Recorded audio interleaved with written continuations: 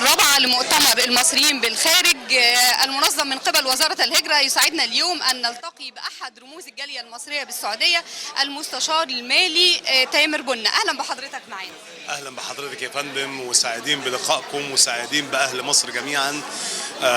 سعيدين باليوم الجميل ده اللي بيجمع كل الطيور المهاجرة في لحظة جميلة تعبر عن الوفاء لوطنهم، عن الشعور الجميل اللي مش قادر اوصف لكم. النهارده سياده الوزيره اللي دخلت تسلم على الناس بنفسها، مرت بين الممرات تسلم، مسؤول بيتفاعل مع الجمهور، يعني شيء جميل، شيء جميل. انا شايف شيء جميل، شايف ان السنه اللي فاتت كان مؤتمر الكيانات كان بدايه موفقه لسياده الوزيره سهى الجندي، وزيره محترمه نشيطه، وعدت بمبادرات، نفذت المبادرات دهيا، كانت فعلا خير معون للمواطن المغترب المصري. زارت عده دول كان من ضمنها المملكه العربيه السعوديه، التقت بوزير العمل السعودي، عملت مبادرات مع السعوديه، مبادره السيارات، مبادره البنوك، حاجات كتيره جدا، التحويلات، السجلات المدنيه، البعثات القنصليه نفسها، التعامل مع البعثات القنصليه. النهارده البعثه القنصليه في السعوديه في الرياض فوق الممتازه، فوق الممتازه. النهارده يعني مواعيد بتطبيق الكتروني، ناس بتيجي بتستريح، كل ده تنسيق بين اجهزه الدوله المعنيه. المسؤول، احنا دايما بقول المسؤول لما يكون فاهم بيريح الكل، بيريح المواطن، بيريح دولته. احنا معالي الوزيره كمان للسعوديه كانت زياره موفقه، ظهر لها نتائج ايجابيه متعدده، تواصل بترحاب، ود في اللقاء، حاجات كتير حصلت وترتبت على هذه الزياره. الوزيره مشكوره، كان طبعا موجوده في بيت الجاليه المصريه الاول قبل اللقاء الرسمي، التقت مع رموز الجاليه المصريه من جميع المناطق اللي جم جريا وهرولة عشان يتشرفوا بلقائها ويرحبوا بمعاليها والطاقم المرافق ليها. وكنا حاسين ان احنا قاعدين مع اخت كبيره لينا، ماشي. وتاني يوم كان اللقاء في السفاره، احنا شفنا شخصيه تانية خالص غير اللي كانت قاعده معانا بالليل، شخصيه بتتكلم في شغل بس. ايه طلباتكم؟ كل ما تسال شخص ايه طلباتكم، قولوا طلباتكم واحنا علينا ننفذها لكم. كان اهم المطالب واهم الاحلام اللي تم تحقيقها في عهد سياده الرئيس عبد الفتاح السيسي وفي عهد كمان معالي الوزيره سهى جندي. طبعا مبادره السيارات، لا شك مبادره السيارات اللي اتحاربت كتير من طيور الظلام الموجوده، وما زالت تتحارب، انما هي مبادره ناجحه، مبادره سعت لتوفير طلب صعب المنال كان موجود. كان لا اللقات الثلاث، لا لان المواطنين يستوردوا حاجه، لا كذا لا كذا لا كذا.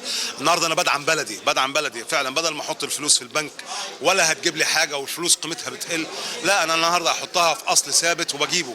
نتمنى مزيد من المبادرات، مبادرات زي دهيا، ان احنا اللي نستورد السيارات هنا ونحاسب عليها هنا بالدولار، ما فيش مشاكل. هندخل العمله الصعبه هنا بدل ما احنا بنحط العمله الصعبه بره. مبادره التعليم، ان يبقى في اماكن لاولادنا في الجامعات المصريه اكتر من الكوتا اللي موجوده، ده شيء جميل جدا. طبعا مش هنتكلم عن النظام القنصلي، لان ده نظام موجود، سيستم محطوط. فعلا تم التطوير في المملكه العربيه السعوديه على يد السفير طارق المليجي، راجل محترم جدا. يعني طور برامج احنا ما كناش متخيلينها تحصل في القنصليه المصريه في الرياض، نظرا لكثافه العدد، مش ضعف المسؤولين، خلي بالكم، لكثره العدد في المملكه العربيه السعوديه من المواطنين المصريين.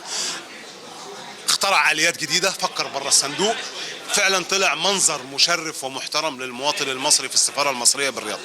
الجهات الحكوميه والمسؤولين لا يستطيعوا العمل بمفردهم، وجود حضراتكم داعم اساسي ومعاون في الدور الخدمي لدعم الجاليه، لتقديم النصيحه، للتوعيه. كلمنا حضرتك عن هذا الدور. المتطوعين للعمل العام او للعمل التطوعي موجودين في كل دول العالم، ليهم منظمات في كل دول العالم. المتطوع بيتطوع بجزء من ماله ومن عرضه ومن وقته ومن كل شيء عشان خاطر يقدم خدمات للناس. انا النهارده لما يجيني مواطنه مصريه غر ربيع وقال لها هنجيب لك عقد سفر، وما فيش عقد سفر، واتضحك عليها وسافرت وما لقتش مكان، مين هيكون ليها معين؟ هتلاقي الشارع معين، هتلاقي اخوها المصري هناك، اخوها المصري اللي يقف جنبها يتطوع ان هو يوجد لها مكان سكن، اكل، شرب، تذكره سفر للرجوع للوطن. عندنا من الحالات كتيره جدا، الناس اللي مثلا بتغترب بياخد زوجته معاه هناك وما بيلاقيش حد من اهله ولا من اهلها وحصل خلاف بينهم، مين اللي يصلح بينهم؟ هل تروح تشتكي في الدوله الغريبه ولا بتروح للمتطوعين، الناس اللي متطوعين في خدمه الجاليات هناك؟ اول حد بتلجأ له طبعا هو ابن بلدها بالظبط كده، الحمايه الاجتماعيه الاوليه، وبعدها بتاخد بقى خطواتها القانونيه. كلام حضرتك مظبوط يا فندم، وانا بحب دايما اقول ان احنا متواصلين، كل المتطوعين في الخليج كله متواصلين وعاملين لنا جروبات وعاملين لنا اوقات بنتقابل فيها ونعمل اجتماعات دوريه ان احنا نتناقش في المشاكل اللي بتبقى موجوده هنا وهنا وهنا وهنا.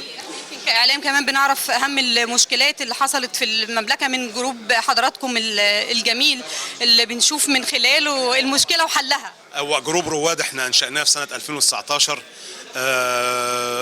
وحطينا مبدأ واحد فيه، لا حزبية لا حزبية لا شلالية لا اتحادات لا أي شيء. انت مواطن مصري هنا بتخدم بلدك وبتخدم مواطن بلدك بره وبتتطوع في خدمه مواطن بلدك. ده كان اول الاسباب الرئيسيه في جروب رواد، وهو كان الجروب الاول واحنا سميناه رواد لانه هو رائد في العمل التطوعي. انا من 2009 في العمل التطوعي، شفت مشاكل كثيره جدا، عاصرت مشاكل جدا سواء بتيجي من السفاره سواء بتيجي من هنا بنحاول ان احنا نحلها. العمل التطوعي في كل مكان. دوركم كاعلام كان ساند لينا وساند في ظهرنا جامد جدا. وجود بردك وزيره فاهمه دور يعني ايه وزيره مسؤوله عن ملف المصريين بالخارج، ده ريحنا كتير قوي قوي قوي. تاني حاجة قضت على كل المنتفعين الموجودين في معظم البلاد. أستاذة ابتهال، فعلا دوركم كبرنامج طيور مهاجرة وكقناة مصرية دور قوي جدا وداعم للمواطنين بالمصريين بالخارج. يا ريت تفضلوا معانا دايما. إن شاء الله معاكم وبدعمكم وبحسن التعاون من حضراتكم. عبد الخالق الجميل دايما في برنامجه اللي بنحس فيه دايما يعني حتى بنبرة صوته فيها شغف للوطن، ابن البلد الاصيل الصعيدي الاصيل اللي بيقف معانا كل اسبوع ولا لما برنامجه بنستناه طيور مهاجرة عشان نقعد نحس ببلدنا.